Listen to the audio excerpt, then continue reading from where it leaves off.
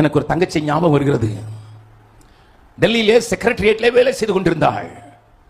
நல்ல தாய் தகப்பன்மா, நல்ல ஒரு சபைக்கு தான் சென்று கொண்டிருந்தாள். நல்ல ஒரு ஆவிக்குரிய பிள்ளை என்று அவளை பார்த்து சொல்வார்கள். கொயரிலே முன்னால் இருப்பாள், பாடல்களிலே ஈடுபடுவாள், வாலிப பிள்ளைகளோடு கூட சேர்ந்து அவர்களுக்கோடு கூட தன்னால் முடிந்ததை சபைக்குள்ளே செய்து கொண்டிருந்தாள். உற்சாகமானவள், நல்ல பொறுப்பில் இருந்தாள்.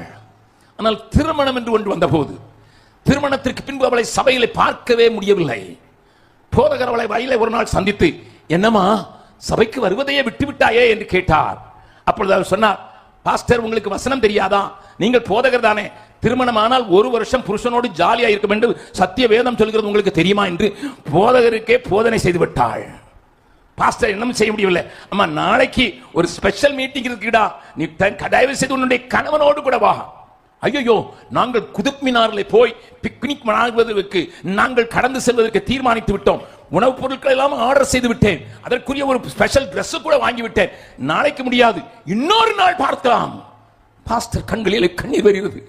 ஒரு காலத்தில் தேவனுக்கென்று எழுந்து பிரகாசிக்க வேண்டும் என்று துடித்தவள், ஒரு காலத்தில் தேவனை அறிய வேண்டும் என்று மணிக்கணக்கில் முழங்காலில் நின்றவள், ஒரு காலத்தில் வேதத்தை வாசிக்கிறதற்கும் வேத வினா போட்டியிலே முன்னேறி வருவதற்கும் தன்னை ஒப்புக் கொடுத்தவள், இப்பொழுது உலகத்தின் பிடியிலே சிக்குண்டு போய்விட்டாள் என்று அம்மா யோசித்து பாரம்மா என்றுதான் கடைசி வார்த்தை